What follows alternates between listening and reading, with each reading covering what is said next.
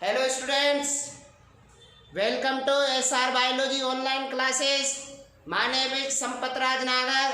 अपना चैप्टर का एंडिंग हो गया, लगभग डायग्राम बाकी है। डायग्राम स्टार्ट कर रहे हैं। डायग्राम में जो जीवों में लैंगिकता है उससे रिलेटेड अपन अध्ययन कर रहे हैं, जिसमें अपना कारा का द्विलिंगी है। कारा में स्त्रीधानी और पुंधानी को दर्शाते हुए आरेख है, और मार्केंसिया में नर थैलस और मादा थैलस का डायग्राम है, और द्विलिंगी पुष्प शकरकंद के द्विलिंगी पुष्प का आरेख है। तो कारा में ध्यान में रखना, जो कारा एक प्रकार का शैवाल है, इसमें केवल अंडधानी और पुंधानी दोनों पाई जाती है और स्त्रीधानी नहीं पाई जाती है। इस प्रकार से अपन कह सकते हैं कारा में स्त्रीधानी और पुंधानी को डायग्राम यहाँ पर स्त्रीधानी नहीं पाई जाएगी, यहाँ पर अंडधानी पाई जाएगी। ये थोड़ा ध्यान में रखना। क्या होता है जो ब्रायोफाइट्स हो, ध्यान में रखना। शैवाल के बाद आता है ब्रायोफाइट के बाद आता है टेरिडोफाइट के बाद आता है जिम्नोस्पर्म,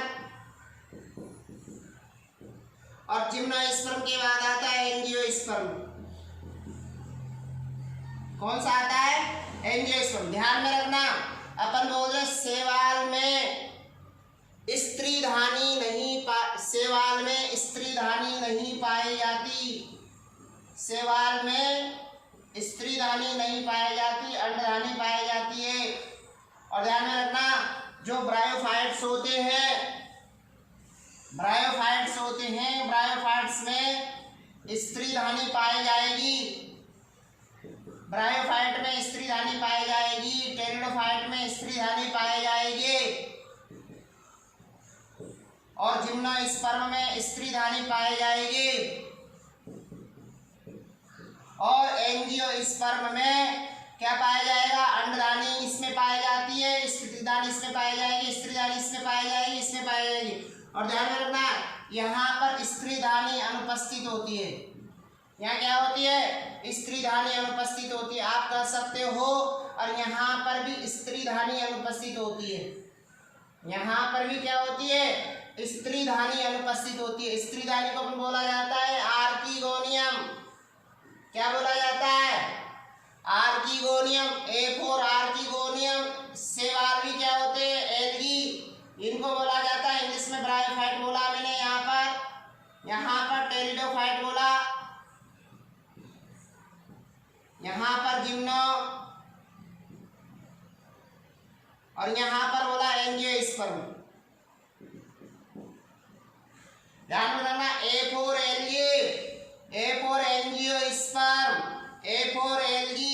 एंजियोस्पर्म, मतलब ए फॉर आर्किगोनियम, मतलब एल्गी और एंजियोस्पर्म में आर्किगोनियम अनुपस्थित होती है।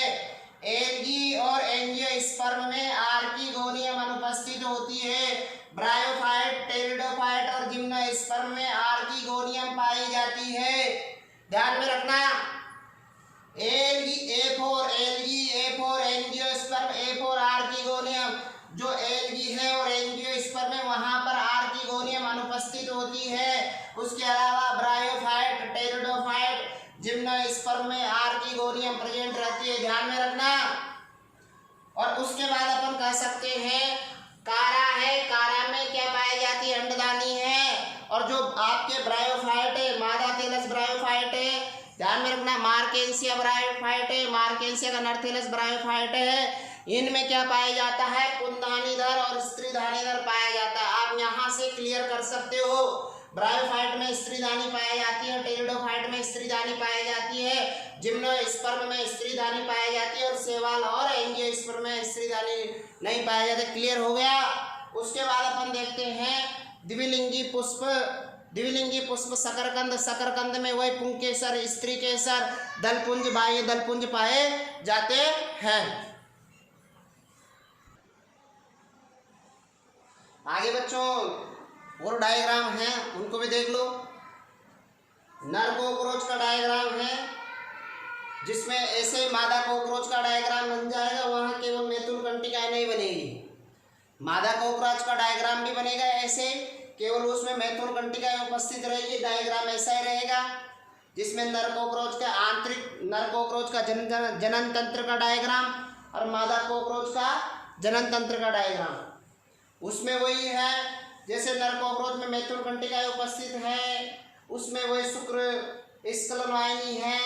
ध्यान में रखना, ये वर्षण है, वर्षण में ये शुक्रवाहिनी है, ये शुक्राशय है, शुक्राशय से यहाँ पर शुक्रवाहिनी शुक्राशय में आ गए, यहाँ से किसके माध्यम से, स्खलन वाहिनी के माध्यम से शुक्राणु बाहर त्याग दिया जाएगा।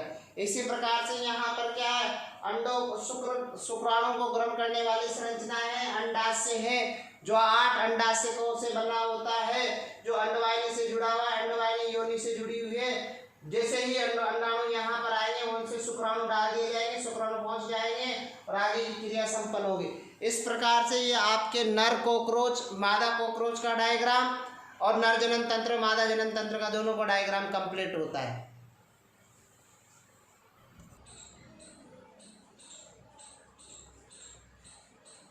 लास्ट डायग्राम 2 बचे हैं अपने। केंचुए की बाह्य संरचना का डायग्राम है और एक केंचुए के नर जनन तंत्र और मादा जनन तंत्र दोनों का डायग्राम दे रखा। मतलब अपन जानते हैं ना केंचुआ द्विलिंगी जंतु है, तो केंचुए का द्विलिंग को जंतु का डायग्राम, द्विलिंगी केंचुए का जनन तंत्र का डायग्राम और केंचुए की बाह्य संरचना का डायग्राम, दोनों डायग्राम दे रखे हैं। भाई यहाँ पर 4 जोड़ी शुक्रग्राहिकाएं पाई जाती है, क्लाइटेलम पाया जाता है, उसमें मादा जनन छिद्र पाया जाता है, नर जनन पेपिला प्रेजेंट है, नर जनन छिद्र प्रेजेंट है। तो आपके मुख से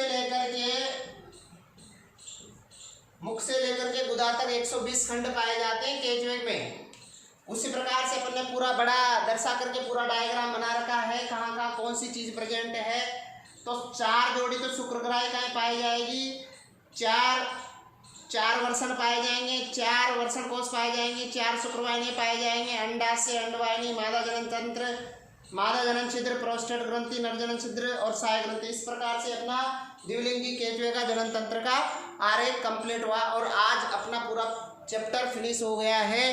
और किसी भी बच्चे को कोई क्वेरी हो तो आप मैसेज कर सकते हो, उस पर कोई प्रॉब्लम हो तो उस पर आराम से पूछ सकते हो, कोई डाउट नहीं है।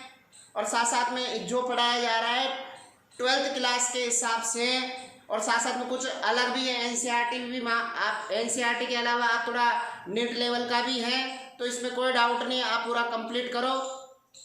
और साथ में आप ये ध्यान रखना कि इससे बाहर कुछ भी नहीं जाएगा, 12th बोर्ड में इससे बाहर कुछ भी नहीं जाएगा। आप इसको केवल और केवल इसका अध्ययन कर लो।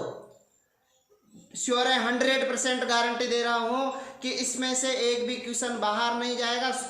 यदि कोई भी बच्चा शुरू से लेकर के फर्स्ट लेक्चर से लास्ट लेक्चर तक पूरे देखता है, 12th क्लास में पूरे चैप्टर मेरे से पढ़ता है, पूरे देखता है, तो 100% गारंटी दे रहा हूँ कि उसमें से 90+ नंबर लाने की गारंटी दे रहा हूँ।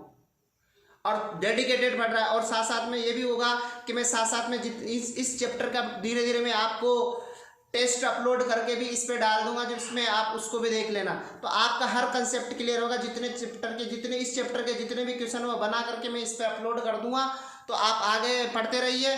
बहुत बहुत बधाई। और इस SR biology online classes channel को आप सब्सक्राइब करिए, लाइक भी कीजिए, कमेंट करिए, जो भी दिक्कत आए मेरे से पूछिए।